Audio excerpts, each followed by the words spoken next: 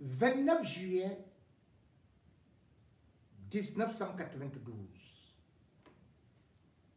Qu'est-ce que ça vous rappelle?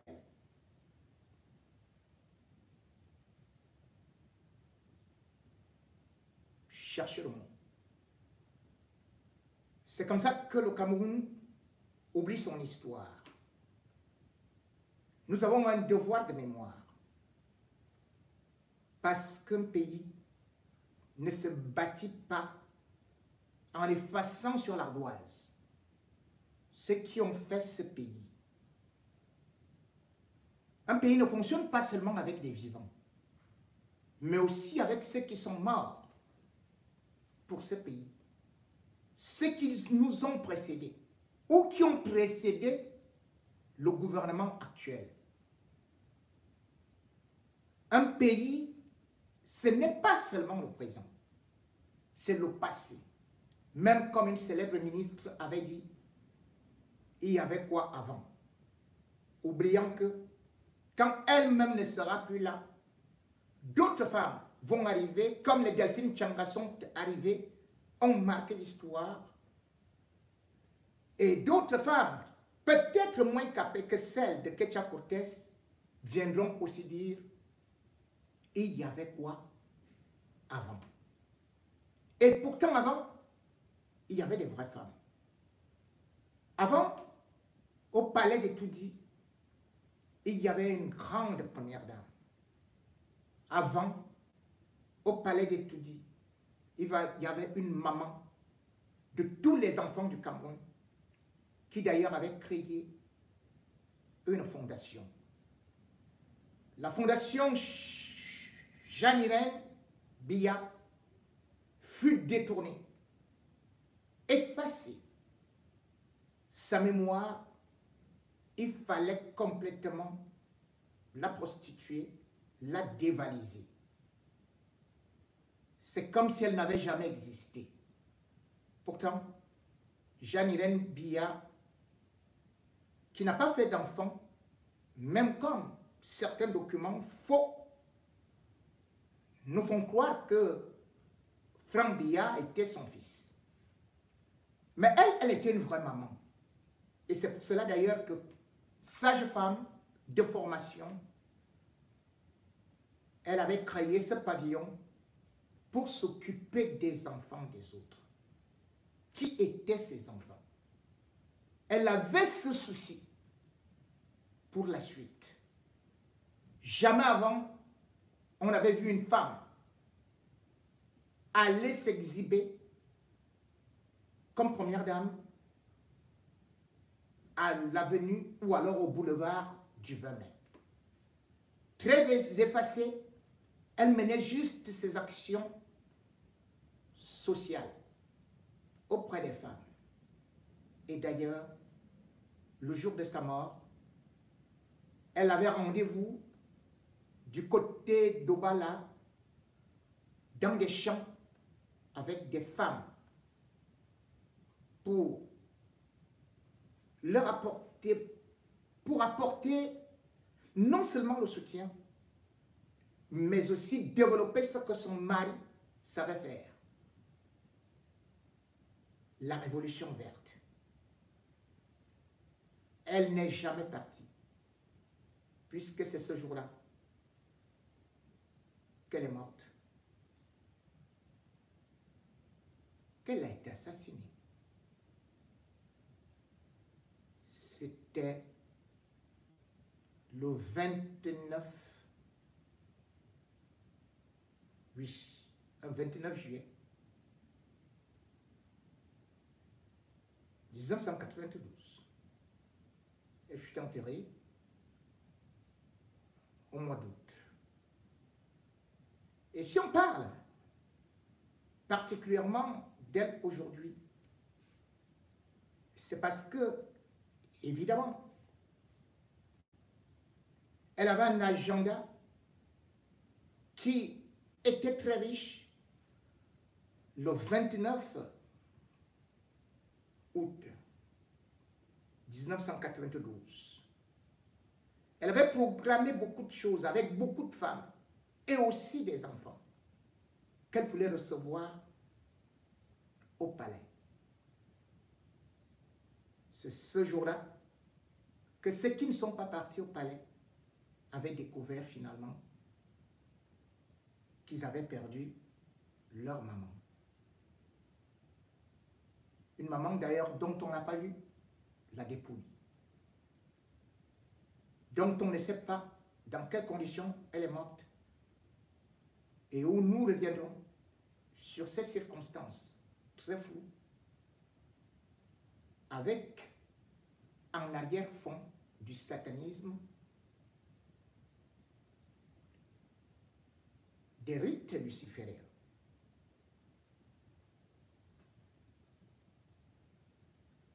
Pour le pouvoir, la première dame avait été sacrifiée parce qu'elle ne voulait pas s'accrocher au pouvoir, alors que son mari voulait absolument garder ce pouvoir, quitte à y mourir jusqu'à ce jour. Jeanne Irène était une femme modeste, qui ne mettait pas de grosses perruques, qui ne portait pas de grands sacs, qui s'exprimait difficilement. Sa remplaçante, ou alors celle qui a eu à succéder au poste vacant, Chantal Biya, est venue avec un autre niveau, peut-être très élevé, au niveau de ce qu'on peut appeler l'exhibitionnisme, mais très bas en ce qui concerne la personnalité. On ne parle non plus de Jeanne, on ne parle que de Chantal Biya, qui, voulant créer une autre façon de gouverner, avec une main de fer, avait aussi créé le SERAC. Et ce SERAC, bien sûr, c'était pour montrer que les femmes peuvent prendre le pouvoir. Et d'ailleurs, c'est elle qui aujourd'hui a le pouvoir, puisque toutes les femmes des ministres sont à ses pieds. Les épouses des diplomates à ses pieds. Le cabinet civil à ses pieds. Le secrétariat général de la présidence à ses pieds. C'est désormais Madame la Régente. Madame la Régente, c'est aussi ce qu'on a vécu au Gabon, où Sylvia Bongo, après l'accident vasculaire d'Ali Bongo en octobre 2018 à Riyad, avait décidé de prendre le Gabon en main. Et bien sûr, autour d'Ali Bongo, elle avait fait le vide. Exactement comme Chantal Biya. Oui. Parce que sur d'elle, française comme Chantal Biya, eh bien, elle voyait tout simplement que c'est elle qui pouvait déjà signer et allait placer ensuite son fils, Noureddine Bongo. Aujourd'hui,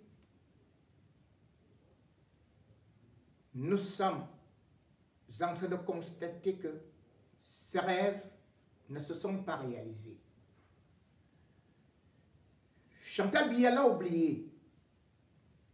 Et d'ailleurs, n'a-t-elle pas elle-même dit que c'est maintenant qu'elle comprend qu'elle n'avait aucune amie, aucune épouse des chefs d'État ne l'a appelée, ne la console plus. Elle est devant ses propres responsabilités, puisque même son mari, là où il est gardé, ne peut plus rien faire et s'occupe plutôt de ses problèmes de santé, dans la mesure où il n'a même pas toute la lucidité.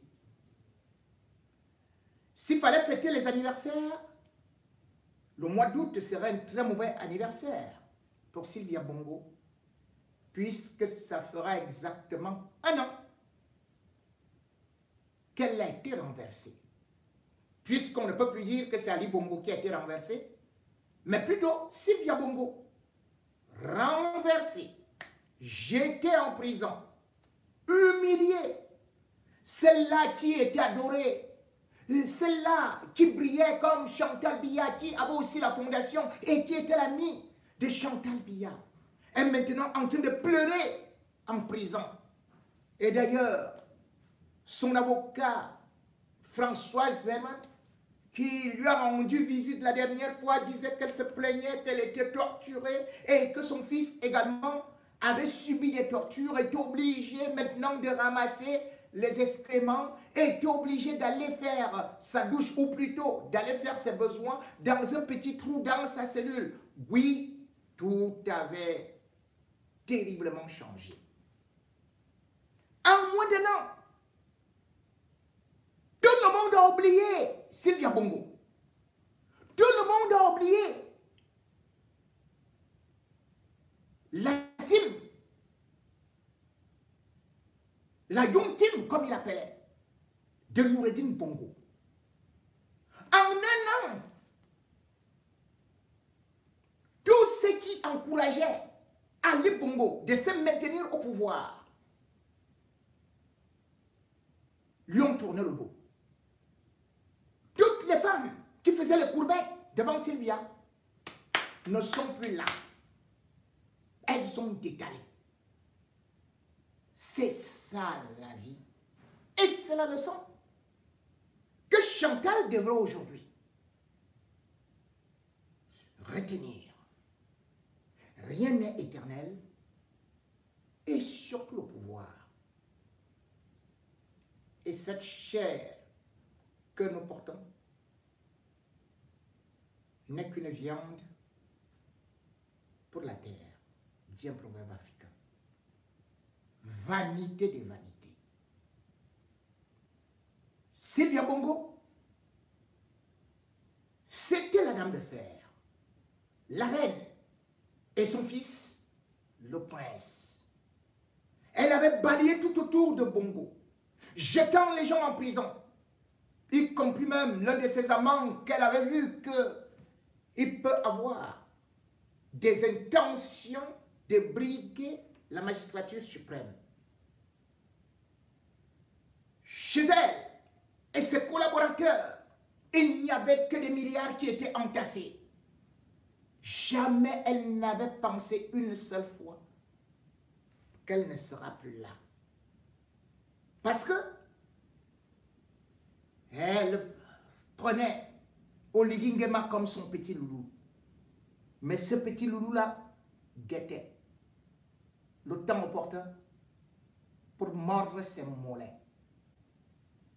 Le loulou est devenu roi au palais présidentiel. Oligui Nguema, c'est surtout aussi une leçon de vie à montrer à ceux qui sont au pouvoir aujourd'hui.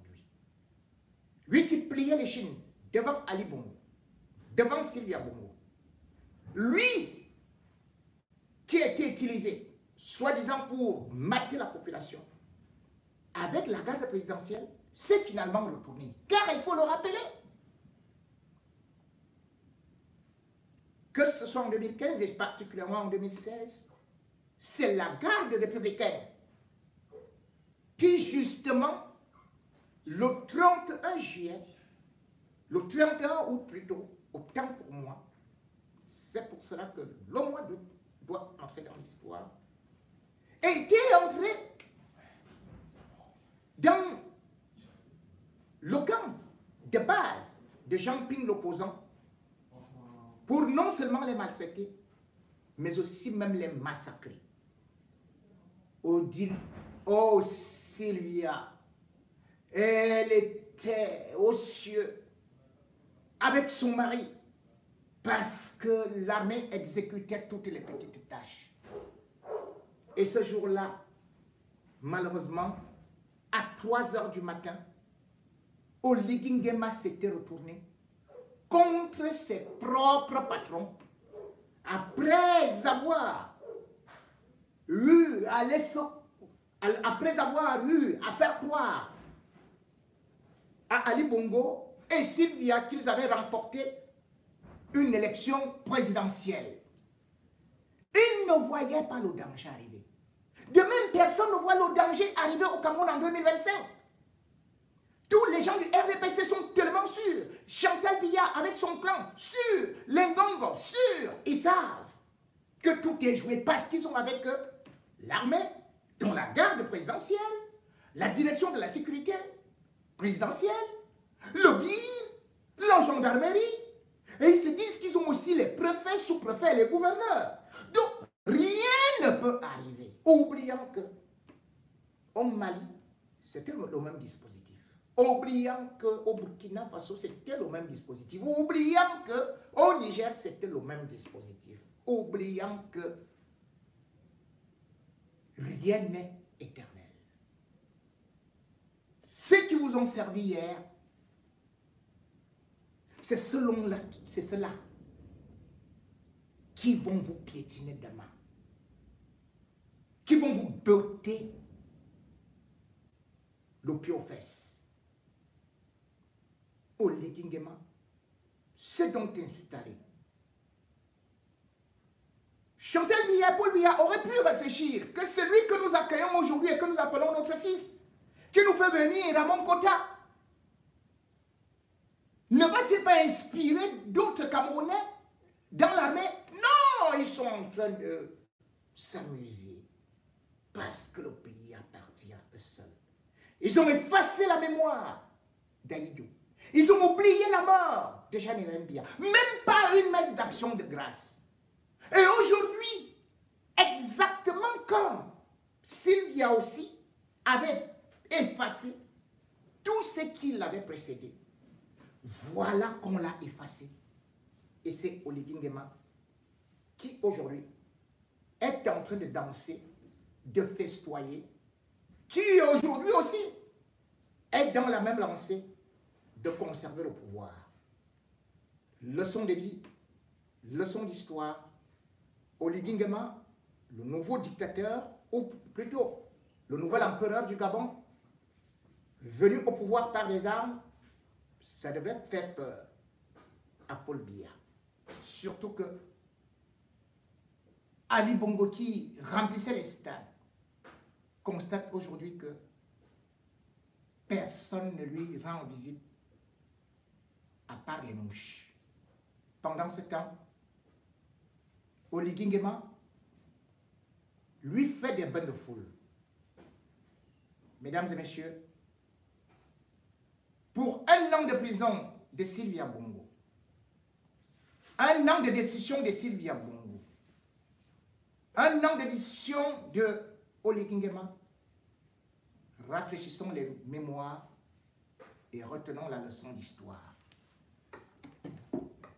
Regardez la vidéo qu'on va vous mettre dans un instant pour voir déjà le comportement d'un Oligui Nguema devenu si puissant au Gabon et qui n'entend plus quitter le pouvoir. On a ajouté 200 millions pour le ramassage des ordures parce qu'on veut que la vie soit. Monsieur le Président, n'oubliez pas la SGS. La situation est très difficile là-bas à ce moment. La SGS, je préfère ne pas d'abord m'occuper. C'est une situation de famille, d'héritiers, des Congo et autres. Tu connais ça? Je sais, c'est pas l'État, c'est le privé. C'est Mpo, c'est Bongo, c'est les autres. Ils sont en effet, monsieur le Président. Il n'y a pas de problème, l'État les paye, il n'y a pas de Congo. Ouais, pas les Bongo, les autres. On fonctionne comme ça.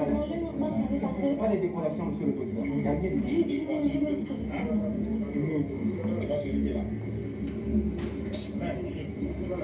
Non, monsieur le Président, je me rapproche. Rapproche-toi du final de la Pouchongo pour le ramassage des ordures. Il te prend. On a ajouté l'enveloppe de collecte des ordures. Je veux que tous les quartiers, pas seulement le bord de mer, non, même à l'intérieur des quartiers, on ramasse les poubelles. Au Rwanda, ils travaillent comment? Une équipe qui commence à 4 h jusqu'à 8 h. Cette équipe se repose. Après, les équipes de midi travaillent 3 équipes. Donc, sur un camion, c'est des rotations. Et je ne veux plus voir les gens qui viennent déposer les ordures en plein carrefour, les ordures, ainsi de suite. Non, les ordures, c'est comme en France, comme ailleurs, comme au Sénégal. On attache, on les gagne dans la maison. Et quand le camion passe, il passe. Chacun sort de sa maison, te remet les ordures. Vous pensez que j'ai ouvert les voies dans les quartiers, dans la pouvoir? C'est pour que les camions poubelles aient accès. On n'avait plus besoin de venir jeter sur la route. Mais les camions, à l'heure de passage, pour les garder l'heure de passage, ils passent, chacun vient déposer ses ordures. Si tu es au travail, l'enfant, la ménagère vient déposer. C'est pas possible. C'est bien pour la question que j'ai. Voilà. Vous avez l'opportunité de je suis en voiture.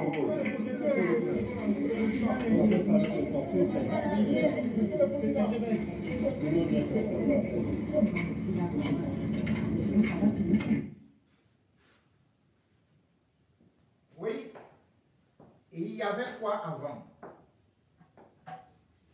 Avant, on oublie qu'il y avait Omar Bongo. Avant, on oublie actuellement au Gabon qu'il y avait Ali Bongo. Aujourd'hui, regarde ça. Regarde aussi ça.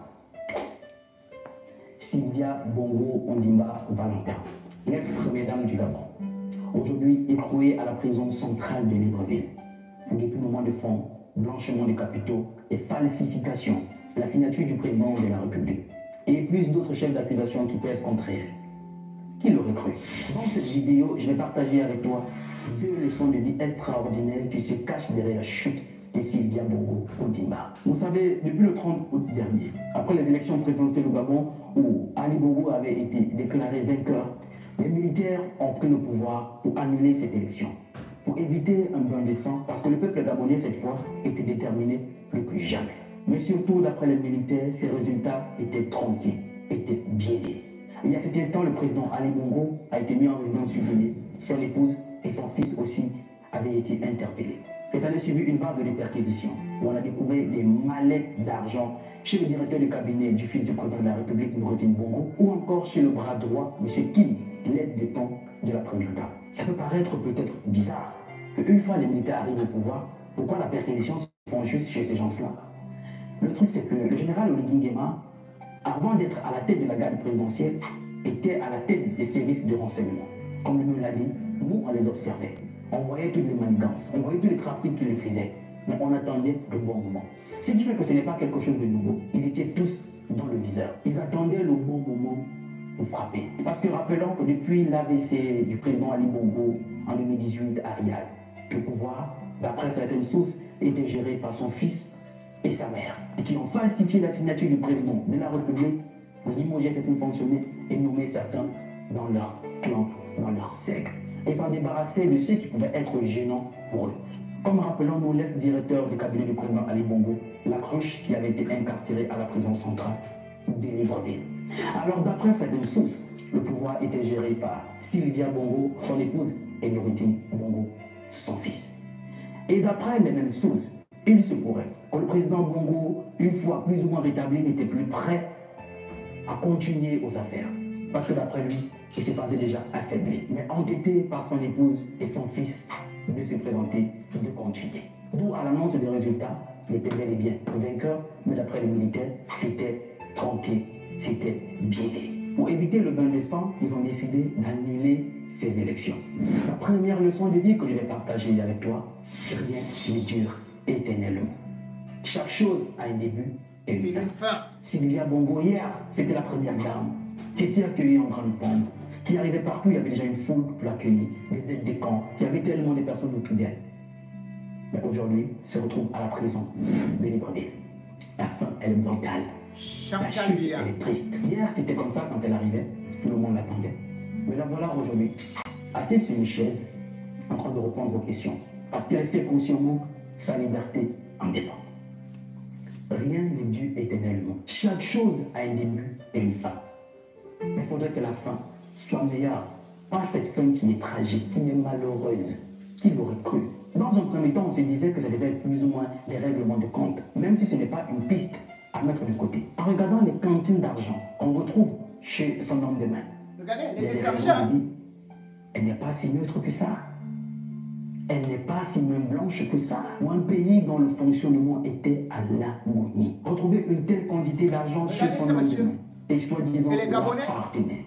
Chez son fils, retrouver autant de mallettes d'argent, autant de valises d'argent dans un pays où le taux de chômage atteint plus de 30%. Rien n'est acquis dans ce monde.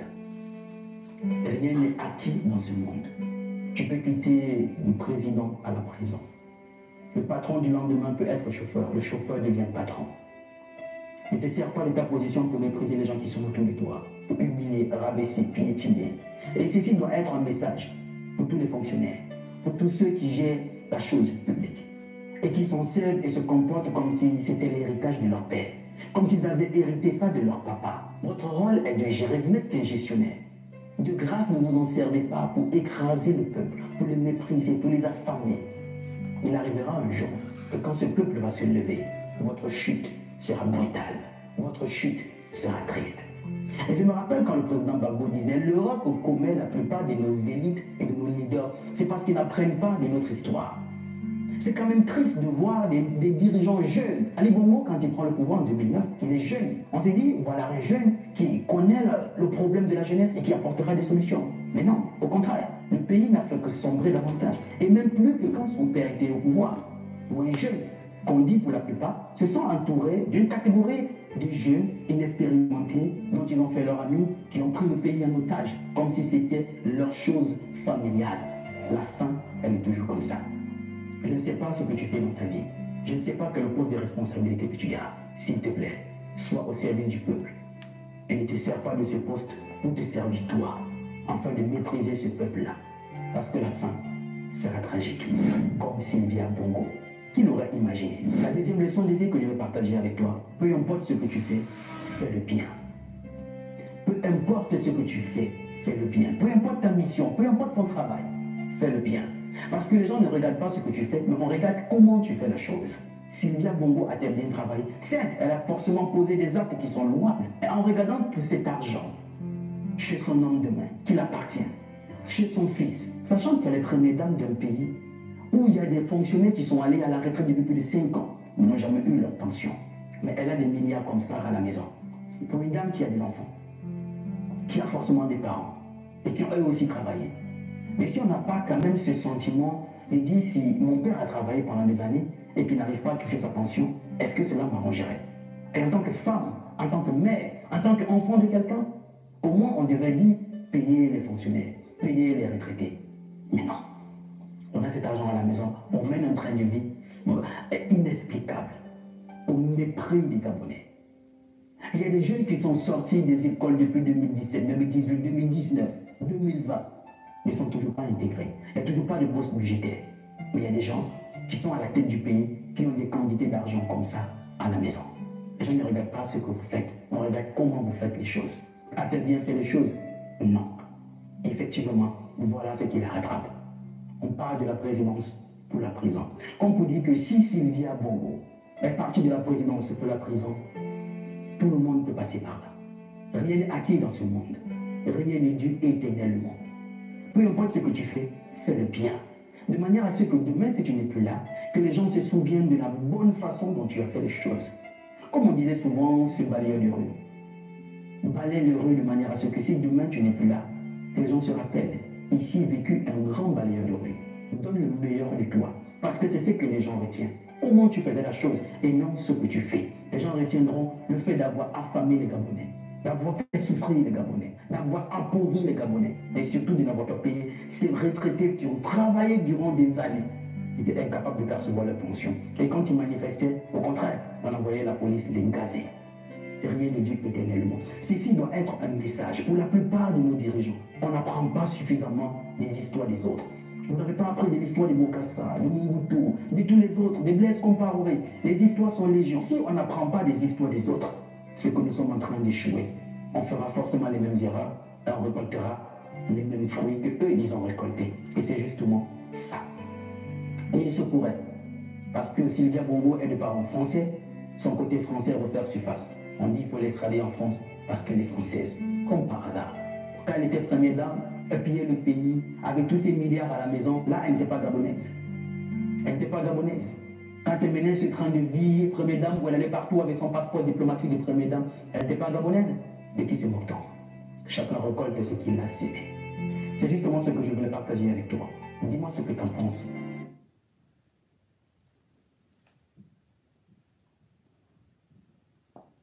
Leçon de vie.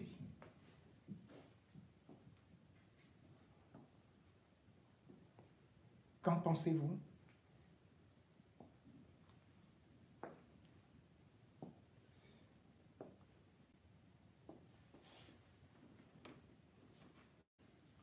Il est jeune.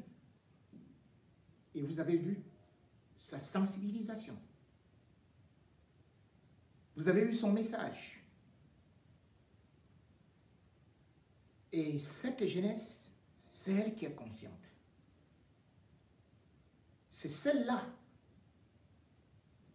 qui prendra la relève. Un pays ne peut pas fonctionner avec des croulants, avec des gens qui détournent de l'argent, qui viennent se reposer en France, à l'hôtel intercontinental, qui narguent le peuple, avec leurs enfants qui prennent des suites dans des hôtels 5 étoiles, dont les enfants disposent des milliards. Toute chose a une fin. Il y avait Chantal Compaoré. Aujourd'hui, elle est cachée en Côte d'Ivoire. Elle était ton amie, à toi Chantal Biya. Sylvia est devenue ta complice. Aujourd'hui, tu te dis que ce qui lui est arrivé ne pourra jamais t'arriver. Mais sauf que son mari était encore beaucoup plus apte physiquement que le tien, qui a 93 ans, voire plus.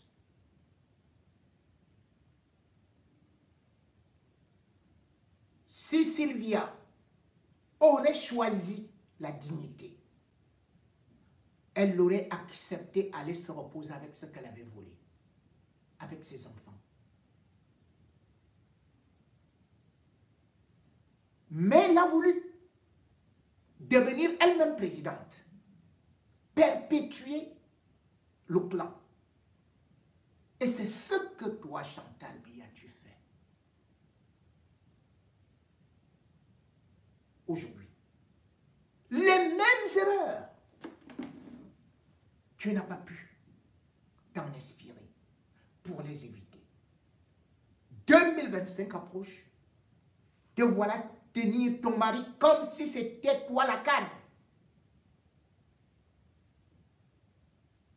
Et lorsqu'on va le renverser, ou bien lorsqu'il va fermer les yeux, on va crier partout ici que on est en train de te maltraiter. Tu vas te rappeler que tu es française.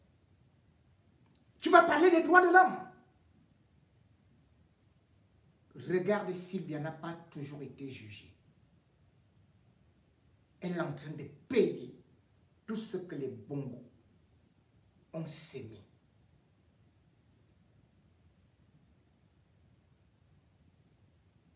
Même ce que Jeanne Irène a pu faire, toi tu as volé ça.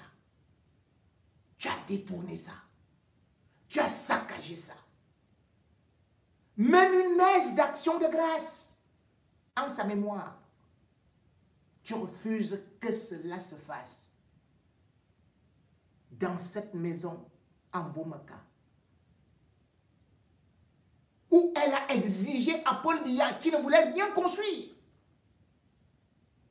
de tout faire pour construire. Mais aujourd'hui, c'est toi qui jouis de tout, oubliant que demain, en 2025, comme on disait aussi à Ali Bongo, que 2018, c'est le mandat de tout. 2025, c'est ton mandat de tout. Pour éviter ce qui est arrivé à Sylvia, l'heure pour toi est de commencer à faire tes bagages et d'aller profiter avec tes milliards et ta famille. Sinon, même en passant par force, par effraction, en 2025, tôt ou tard, ce qui est arrivé à Sylvia Bongo, ton ami, t'arrivera. personne ne peut